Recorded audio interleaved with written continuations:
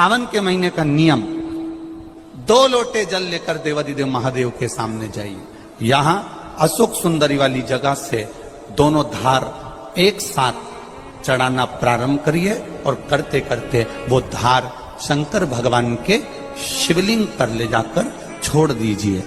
ये सावन के महीने के अगर आपने मात्र 7 दिन भी लगातार अगर ये धार आपने चढ़ा ली है तो देवादिदेव महादेव की कृपा से 3-4 महीने में सूचना आपको प्राप्त हो ही जाए। आपके घर के पास में जो शिवालय है भगवान शंकर का एक छोटा सा शिवलिंग है, मानो अगर दिल से तुमने मान लिया कि ये केदारनाथ है, दिल से तुमने मान लिया कि ये महाकाल है, दिल से तुमने मान लिया कि भीमा शंकर है, दिल से तुमने मान लिया कि ये मल्लिकार्जुन है, दिल से तुमने मान लिया कि विश्वनाथ है। जिस दिन तुम्हारा मन पर जाए, श्रावण के महीने में जब तुम 2 लोटा जल चढ़ाने के लिए जाओगे,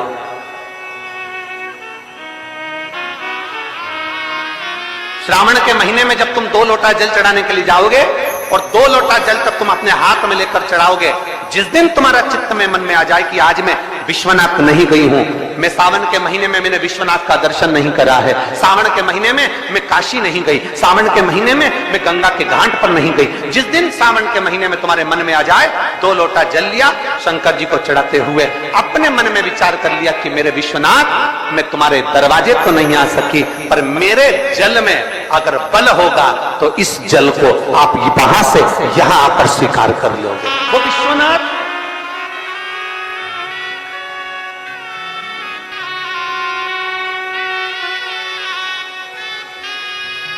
पहला दिन लगे 2 लोटा जल चालू कर दो।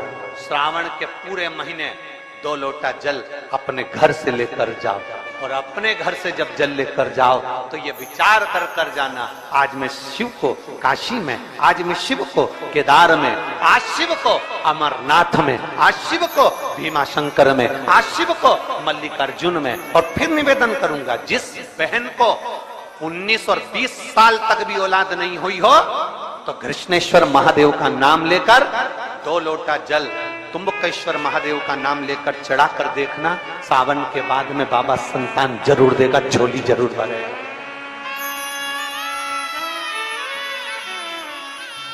कहीं नहीं जाना, अपने नजदीक में, अपने घर के पास में, अपने मोहल्ले में, अपनी गली में, अपने चौराहे पर, अपने घर के पास में जो शिवालय हो, जो शंकर का मंदिर हो, वहां जाओ, 2 लोटा जल समर्पित करो और फिर निवेदन करूंगा, जल से ज्यादा जरूरी है मेरे भोलेनाथ जी के मंदिर की सफाई करना। अब कीचड़ चालू हो जाएगा, पानी चालू हो जाएगा, सावन का महीना चालू हो जाएगा, अपने साथ एक कपड़ा लेकर जाओ, बाबा के मंदिर को पूरा साफ कर कर, बाबा के शिवलिंग का स्नान कर कर, बेलपत्र निर्माल्य जितना पड़ा है उसको उठाकर कहीं विसर्जन के लिए, किसी नदी तालाब बावड़ी में नहीं, किसी कुएं में नहीं, निर्माल्य तालाब में, नदियों में, बावड़ी में डालने के बाद वो निर्माल्य सड़ता रहता है, नदी नाले का पानी सूखता रहता है, उसमें कीचड़ इकट्ठा हो जाता है। उस निर्माल्य को इकट्ठा करो, गाड़ी में भरो, किसी एक खड्डा खोदकर वहां दबाकर उसकी खाद तैयार करो और बाद में बेलपत्री के वृक्ष के नीचे उसको डालते रहो। पर ध्यान रखना कि निर्माल्य हमें नदी तालाब बावड़ी कुएं में नहीं डालना है, महादेव से कहना नहीं आता। तब हम क्या करें? तो शिव महापुराण की कथा बड़ा सुंदर बात कहती है कि जीवन में कितनी भी तकलीफ हो, कितना भी कष्ट हो, कितना भी दुख हो, जब हम एक बेलपत्र लेकर भगवान शिव को समर्पित करने के लिए जाते हैं और दिल से, हृदय से, भाव से जब एक बेलपत्र समर्पित करते हैं और 1 लोटा जल अशोक सुंदरी पर चढ़ाने के बाद हम देवादिदेव महादेव को जब समर्पित करते हैं तो ये निश्चित है हमारे दुख, हमारी तकलीफ, हमारे कष्ट को मेरा शंभू काटता जरूर है, ये निश्चित था। बोल बम का नारा है, जरा जम के, बोल बम का नारा है, सारी समस्या का हल।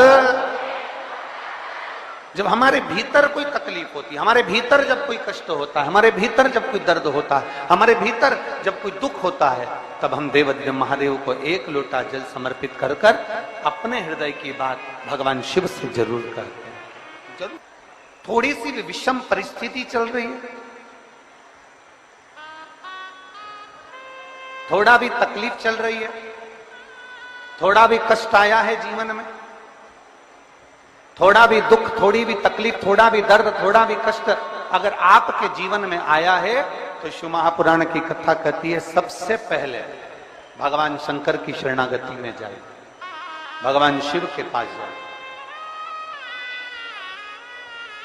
सबसे पहले भगवान शिव के पास पहुंचे और भगवान शंकर के पास जाकर अपने हृदय से, अपने दिल से, अपने मन से, अपने भाव से भगवान शिव को अपने मन की बात देवादिदेव महादेव को कहना प्रारंभ कर।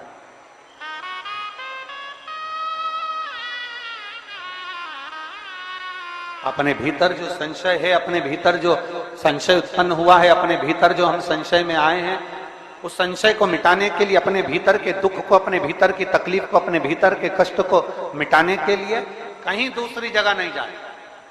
शिव महापुराण की कथा कहती है अगर जीवन में दुख भी आया है, तकलीफ भी आई है, कष्ट भी आया है, पड़ोसी के यहाँ रिश्तेदारों को, नातेदारों को, कुटुंब को, कबीले को जाकर कहोगे, वो दुख मिटने वाला नहीं, वो संशय समाप्त होने वाला नहीं, वो तकलीफ समाप्त होने वाली नहीं, वो दुख समाप्त होने वाला नहीं है। अगर जीवन में संशय आया है, जीवन में अगर तकलीफ आई है, जीवन में अगर कष्ट आया है, तो हमें शिव की शरणागति ग्रहण कर लेना चाहिए। एक लोटा जल हाथ में लेकर भगवान शिव से अपने दिल की बात, अपने मन की बात भगवान शंकर को जरूर जाकर कहना चाहिए। कर रहे हो ये आपके ऊपर निर्भर करता है। मां, महात्मा और परमात्मा,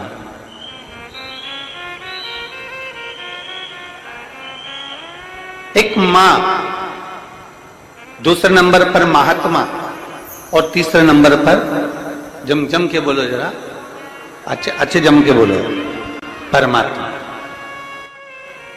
ये तीन आपको देखते तक नहीं, फिर भी अपना पूरा प्रेम, अपनी पूरी वात्सल्यता, अपनी पूरी करुणा, अपनी पूरी उदारता ये आपके ऊपर उंडेल देते हैं। कौन कौन?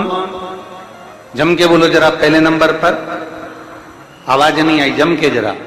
मां, दूसरे नंबर पर महात्मा और तीसरे नंबर पर परमात्मा। जब बच्चा गर्भ में आता है, मां उसको देखती नहीं, मां ने उसको देखा नहीं। जब बच्चा गर्भ में आया, जब बच्चा गर्भ में पहुंचा तो मां ने उसको देखा नहीं, मां उसको देखी नहीं। बच्चा जब गर्भ में आता है तो मां ने उसको देखा नहीं होता है। बच्चा जब गर्भ में आता है तो मां उसको निहारी नहीं होती है। पर मां अपनी पूरी करुणा, अपनी पूरी उदारता, अपनी पूरी वात्सल्यता, अपना पूरा प्रेम मां उस बच्चे को दे देती है। पूरी करुणा दे दी मां ने, पूरी ये हैं शंकर के भक्त, ओघड़दानी के भक्त, शंभू के भक्त, त्रिकालदर्शी कैलाशी के भक्त।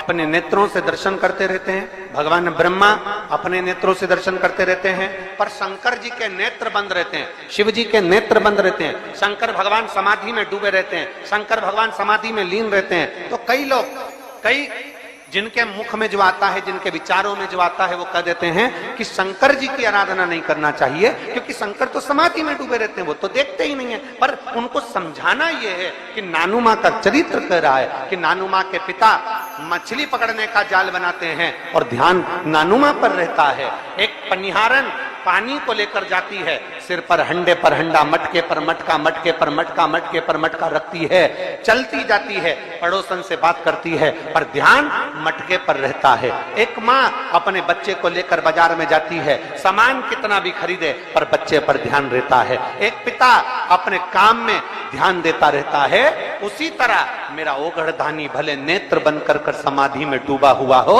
पर जो एक लोटा जल चढ़ाता है मेरे शंकर का ध्यान उस पर बना ही रहता है।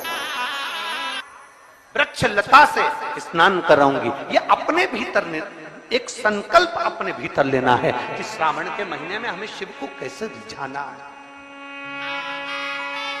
शंकर को कैसे प्रसन्न करना है, शंकर को कैसे प्रकट करना है, शंकर को देव अधिदेव महादेव को पकड़ने का जाल इंसान नहीं बना सकता, वो तो शंकर देव अधिदेव महादेव किसी के दिल में आकर बैठ जाते हैं तो वो हृदय के जाल में शंकर को पकड़कर अपने दिल में बिठा लेता है। कोई कोई लिंग के सम्मुख में सत्य बोला है, घर में जब शुभ आयोजन होगा, घर में जब शुभ शकुन होगा, घर में जब शुभ कार्य किया जाएगा, घर में जब वंश की वृद्धि हो रही होगी, घर में कोई नया मेहमान आ रहा होगा, घर में कोई आतिथ्य हो रहा होगा, कोई नया मुहूर्त हो रहा होगा, तब हे नारायण आप सत्य बोले हो, इसलिए आपकी पवित्र पूजन प्रत्येक घर में पूर्णिमा, अमावस्या, एकादशी, द्वादशी, संक्रांति आदि का दिन आपके इस स्वरूप की पूजन पूरा ब्रह्मांड करेगा और आपको लोग सत्यनारायण भगवान के नाम से पुकारेंगे। बोल सत्यनारायण भगवान की। इसीलिए स्कंद पुराण का रेवा खंड कहता है, इसलिए हमारे यहाँ जब सत्यनारायण भगवान की हम कथा श्रवण करते हैं, प्रथम अध्याय पूर्ण होता है, द्वितीय अध्याय पूर्ण होता है, तो विद्वान ब्राह्मण जन कहते हैं इति श्री रेवा खंडे प्रथम अध्याय। तो ऐसा रेवा खंड में से भगवान सत्यनारायण के सुंदर स्वरूप का वर्णन आता है, शिव महापुराण में से भगवान सत्यनारायण के स्वरूप का वर्णन आता है, भगवान शिव की पवित्र कथा का वर्णन आता है, भगवान शंकर के सुंदर स्वरूप का वर्णन आता है, और भगवान नारायण का एक नाम सत्यनारायण है। महीने, 2 महीने, 3 महीने, 6 महीने, 4 महीने, 8 महीने, 10 महीने, 12 महीने में एक नियम बना लो कि हमारे घर में हम सत्यनारायण भगवान की कथा किसी ब्राह्मण जन को बुलाकर करवाकर यज्ञ ग्यारी करवाकर अपने जीवन को सार्थक बनाएंगे, क्योंकि सत्यनारायण की कथा भी शिव की कृपा के आनंद में होती है। कहते हैं जहां सत्यनारायण की कथा होती है वहां शंकर की भी कृपा नित्य बनी रहती है, क्योंकि शिव ने ही तो उपदेश दिया है।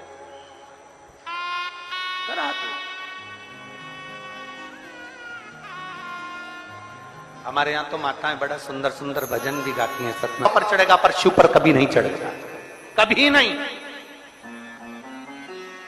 गौ माता तू झूठ बोलिए मेरे सामने, तेरा पूरा शरीर पुजाएगा। कन्यादान, वस्त्रदान, मुद्रादान, स्वर्णदान, अन्नदान, सारे दान आगे से होंगे, पर गौदान पीछे से होगा, गाय की पूंछ पकड़कर किया जाएगा, क्योंकि तू झूठ बोल गई मेरे सामने। सारे देवताओं की परिक्रमा आगे से, पर गौ माता की परिक्रमा पीछे से होगी। गाय की परिक्रमा आगे से नहीं होती, पीछे से चालू होकर पीछे विराम होती। तू झूठ बोल गई मेरे सामने। गौ माता तू जगत की मां कहलाती है, गाय माता भी कहती है मुझे क्षमा कर, मेरे मुख से झूठ निकल गया। केतकी का फूल कहता है क्षमा करिए, मेरे मुख से झूठ निकल गया। ब्रह्मा जी क्षमा नहीं मांगते, क्षमा नहीं। ब्रह्मदेव कह रहे हैं कि आकाशवाणी झूठी है, आकाशवाणी झूठी। भगवान शंकर ने अपने तुरंत पैर का नख तोड़कर फेंका, काल भैरव प्रकट कर लिया। काल भैरव को आज्ञा करी ब्रह्मा का सिर काट दो। जिस मुख से वो झूठ बोल रहा, जिस मुख से वो झूठ बोल रहा,